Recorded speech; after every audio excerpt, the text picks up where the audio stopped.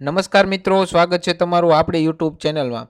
તો મિત્રો, આજના વિડીયોમાં આપણે વાત કરવાના છીએ ભારતીય ડાક વિભાગ એટલે કે પોસ્ટ વિભાગ દ્વારા જે 2026ની મોટામાં મોટી ભરતી બહાર પાડવામાં આવી છે એના વિશે।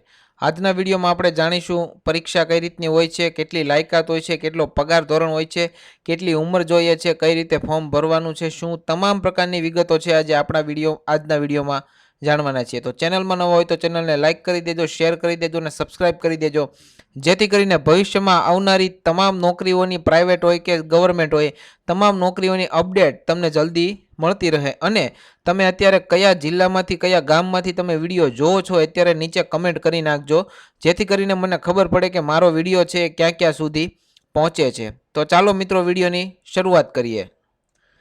તો મિત્રો, આજના વિડીયોમાં આપણે મેં જણાવ્યું એ પ્રમાણે આપણે ભારતીય પોસ્ટ વિભાગ એટલે કે ડાક વિભાગ દ્વારા જે ભરતી બહાર પાડવામાં આવી છે એના વિશે આજે આપણે વાત કરવાના છીએ। તો મિત્રો, સૌપ્રથમ તો વાત કરીએ તો એમાં છે 28,740 જગ્યાઓ ખાલી છે।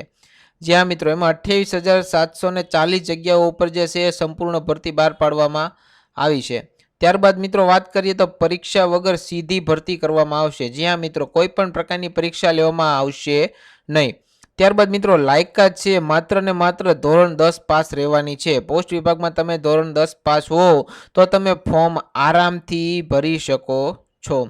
ત્યારબાદ મિત્રો વાત કરીએ તો સરકારી નોકરી મેળવવાની સુવર્ણ તક આવી છે, તો આ તકને આપણે જાતિ કરાય નહીં, બરોબર। એટલે તમામ મિત્રો આખો વિડીયોમાં અંત સુધી બન્યા રહેજો, તમામ માહિતી છે હું તમને આજે આપવાનો છું। ત્યારબાદ મિત્રો વિડીયોમાં આગળ વધતા વાત કરીએ તો હવે બમ્પર ભરતીની જે જાહેરાત છે તેના વિશે વધુ વાત કરીએ તો આપણે સંસ્થા છે ભારતીય ડાક વિભાગ એટલે કે ઇન્ડિયન પોસ્ટ ડિપાર્ટમેન્ટ, પદનું નામ છે ગ્રામીણ ડાક સેવક એટલે કે GDS।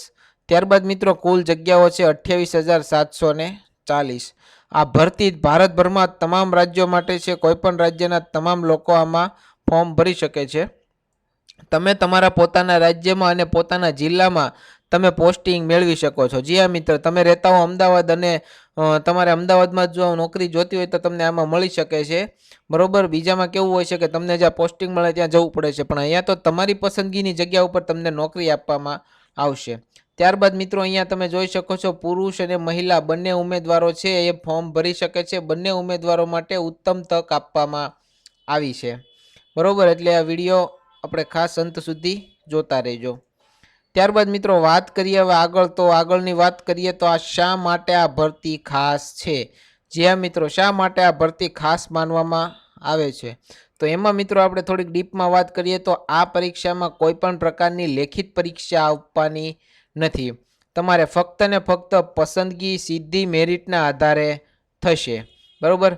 ફક્ત ને ફક્ત ધોરણ 10 પાસ હોવું જરૂરી છે, કોઈ પણ ઉચ્ચ ડિગ્રીની જરૂર આમાં તમારે નથી। ત્યારબાદ મિત્રો ઘરની નજીક નોકરી, તમે ત્યાં જ્યાં રહો છો કોઈ ગામડામાં રહો છો છતાં પણ તમારે ત્યાં તમને નોકરી મળી જશે। જ્યાં મિત્રો તમે ઘરની નજીક નોકરી મેળવી શકો છો, તમારા વિસ્તારમાં કામ કરવાની ઉત્તમ તક તમને મળી શકે છે। ત્યારબાદ મિત્રો વિડીયોમાં આગળ વધતા વાત કરીએ તો પદ અને કામગીરી શું રહેવાની છે। જ્યાં મિત્રો પદ અને કામગીરી શું રહેવાની છે એના વિશે આપણે વિગતવાર વાત કરીએ તો મિત્રો પહેલું છે BPM। જ્યાં મિત્રો પહેલું છે BPM એટલે મિત્રો ઘણા લોકોને ખબર હશે, ઘણા લોકોને નહીં ખબર હોય તો જણાવી દઉં કે બ્રાન્ચ પોસ્ટ માસ્ટર એટલે કે BPM કહેવામાં આવે છે। ત્યારબાદ છે ABPM એટલે કે આસિસ્ટન્ટ બ્રાન્ચ પોસ્ટ માસ્ટર। ત્યારબાદ મિત્રો વાત કરીએ તો લાસ્ટમાં છે ડાક સેવક, બરોબર। ડાક સેવક તો તમને ખબર જ છે, ટપાલી હોય અને ડાક સેવક કહેવામાં આવે છે। આ ગ્રામીણ સ્તરે પોસ્ટ ઓફિસની કામગીરી સંભાળતી મહત્વની પોસ્ટ છે। આ ત્રણેય પોસ્ટ મિત્રો જે છે ને આપણે ત્રણેય પોસ્ટ જે 1 by 1 જોઈ છે ને, આ મિત્રો પહેલી છે BPM, બીજી છે ABPM અને ત્રીજી છે ડાક સેવક। એ ત્રણ મહત્વની પોસ્ટ છે અને તમારે એમાં નોકરીના ચાન્સ જલ્દી રહે છે। એટલે ઓછી મહેનત, આમાં તો મહેનત જ નથી કરવાની તમારે, બરોબર। મહેનત વગર તમારે નોકરી મળી જવાની છે। ત્યારબાદ મિત્રો વાત કરીએ પગાર ધોરણની, તો પગાર ધોરણની મિત્રો વાત કરીએ તો પગાર ધોરણ તમને 32,000 સુધી મળી શકે છે। જ્યાં મિત્રો અત્યારે પરીક્ષા વગર ડાયરેક્ટ આપણને નોકરી મળતી હોય અને એટલો ઊંચો પગાર મિત્રો આપણને 32,000 સુધી મળતો હોય તો આ તક આપણે જવા દેવાય નહીં, બરોબર। એટલે તમામ લોકોને ફોર્મ ભરી દેવાનું છે અને આ તો છે જ તે, પણ એની સાથે સાથે સરકારના નિયમો અનુસાર આકર્ષક પગાર અને ભથ્થા પણ તમને મળવાના છે. ત્યારબાદ મિત્રો વિડીયોમાં આગળ વાત કરીએ તો શૈક્ષણિક લાયકાત વિશે થોડીક વાત કરી દઈએ. શૈક્ષણિક લાયકાત વિશે વાત કરીએ તો મિત્રો ઉમેદવારે માન્ય બોર્ડમાંથી ધોરણ 10 મેટ્રિક પાસ કરેલું હોવું જોઈએ.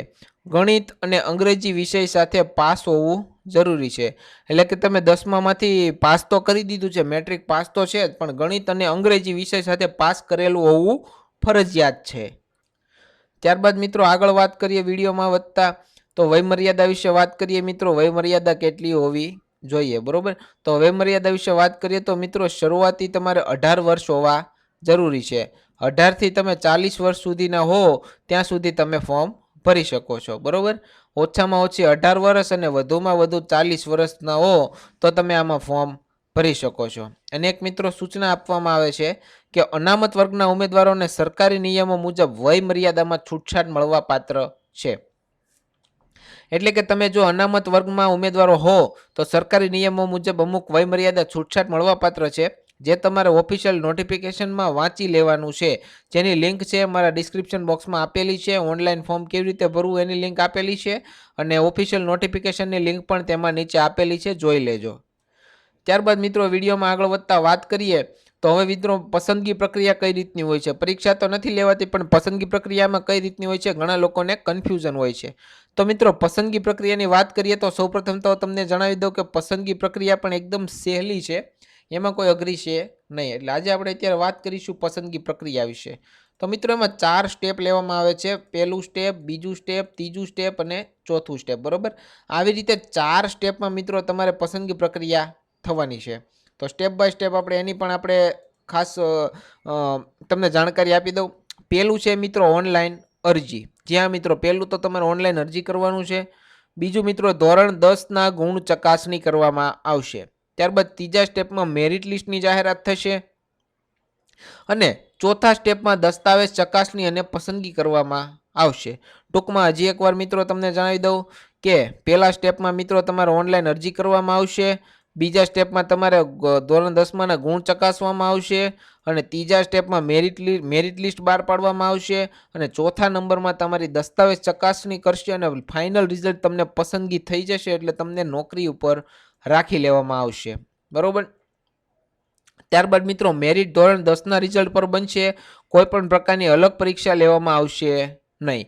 એટલે મિત્રો 10મામાં તમારે જે ટકાવારી આવી છે એના ઉપર જ તમારે ફોકસ રહેશે અને એના આધારે જ મેરિટ લિસ્ટ બનાવવામાં આવશે. ત્યારબાદ મિત્રો આગળ વાત કરીએ કે કોઈ પણ પ્રકારની આમાં ફી જે SC અને ST મહિલા છે એને આપવાની નથી. અરજી ફીની આપણે વાત કરીએ છીએ મિત્રો, જનરલ અને OBCને 100 રૂપિયા રાખવામાં આવ્યા છે.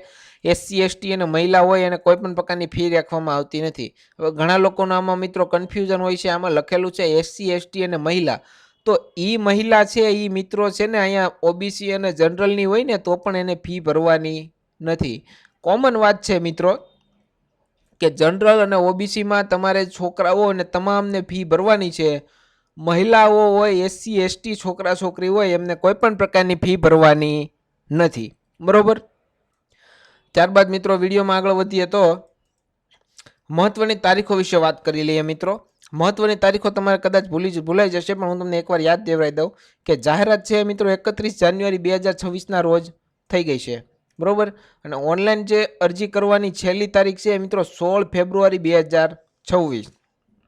એટલે કે આજે 7 તારીખ થઈ ગઈ છે. થોડાક દિવસો બાકી છે, પણ તમે અરજી કરવાનું ભૂલતા નહીં. છેલ્લી તારીખની રાહ જોયા વગર આજે જ તમારે અરજી કરી દેવાની છે. ત્યારબાદ મિત્રો વિડીયોમાં આગળ વધીએ તો જરૂરી દસ્તાવેજો વિશે વાત કરી દઈએ. જરૂરી દસ્તાવેજો તમારે કયા કયા લેવામાં આવશે અને કયા કયા તમારે જરૂર પડશે, બરોબર? એ જરૂરી દસ્તાવેજો તમારે તૈયાર રાખવાના છે.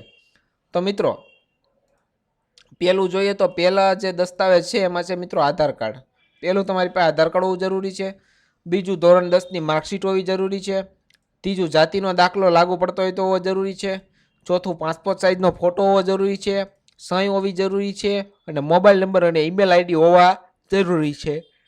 અને એક નંબર અપીલ કરવામાં આવે છે મિત્રો કે મોબાઈલ નંબર આવીને ઈમેલ ID જે નાખો એ તમે રેગ્યુલર યુઝ કરતા હોય એ જ નાખો. ત્યારબાદ મિત્રો વિડીયોમાં આગળ વધીએ તો આગળ વાત કરીએ તો તમારે અરજી કેવી રીતે કરવી એના વિશે વાત કરી લઈએ. સિમ્પલ સ્ટેપ છે એને આપણે ફોલો કરી લેવાના છે. પહેલી તો મિત્રો સત્તાવાર વેબસાઇટની તમારે મુલાકાત લઈ લેવાની છે. બીજું મોબાઈલ નંબરથી રજિસ્ટ્રેશન કરવાનું છે. ત્રીજું ઓનલાઈન ફોર્મમાં વિગતો ભરવાની છે. ચોથું જરૂરી દસ્તાવેજો અપલોડ કરવાના છે. અને છેલ્લે લાસ્ટમાં ફી ભરી અને પ્રિન્ટ તમારે સાચવી લેવાની છે, જેથી ભવિષ્યમાં તમારે કામ આવી શકે છે. ત્યારબાદ મિત્રો વિડીયોમાં આગળ વધીએ એટલે તમને જણાવી દઉં કે આપણા જે ડિસ્ક્રિપ્શન બોક્સ છે તેમાં તમારે મહત્વની લિંક છે. તમામ પ્રકારની મહત્વની લિંક છે અમારા ડિસ્ક્રિપ્શન બોક્સમાં આપેલી છે. એટલે કે તમામ લોકોને ઓનલાઈન અરજી કરવા માટેની લિંક છે એ આપેલી છે. ઓફિશિયલ નોટિફિકેશન ડાઉનલોડ કરવાની લિંક આપેલી છે. અને ઓફિશિયલ વેબસાઇટ જેમાં ફોર્મ ભરવાનું છે એની લિંક પણ મારા ડિસ્ક્રિપ્શન બોક્સમાં આપેલી છે. ત્યારબાદ મિત્રો વિડીયોમાં આગળ વધીએ કે અગત્યની એક સૂચના આપવામાં આવે છે મિત્રો કે ઉમેદવારોને વિનંતી છે કે અરજી કરતા પહેલાં કે ફી ભરતા પહેલાં ભારતીય ડાક વિભાગની ઓફિશિયલ નોટિફિકેશન અવશ્ય તપાસી લેવી અને બનાવટી વેબસાઇટથી સાવધાન રહેવાનું છે. અત્યારે મિત્રો ઘણી પ્રકારના ફ્રોડ થતા હોય છે, તમારી પાસે પૈસા ખેંચી લેતા હોય છે. એટલે તમારે ફક્ત ને ફક્ત ઓફિશિયલ નોટિફિકેશન અને ઓફિશિયલ જે વેબસાઇટ છે એના ઉપર જ વિશ્વાસ કરવાનો છે. તો મિત્રો અહીંયા સુધી તમારા કોઈ પણ પ્રશ્ન હોય તો એને કમેન્ટ કરો, હું જવાબ આપીશ.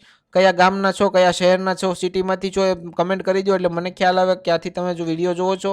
અને મારી સરકારી માહિતી સમાચાર ચેનલને સબસ્ક્રાઇબ કરી નાખો, જેથી કરીને નવા વિડીયો તમને જલ્દી મળતા રહે. મળીશું એક નવી માહિતી સાથે, નવી નોકરી સાથે, નવી જોબ સાથે, નવા વિડીયો સાથે. ત્યાં સુધી ધન્યવાદ.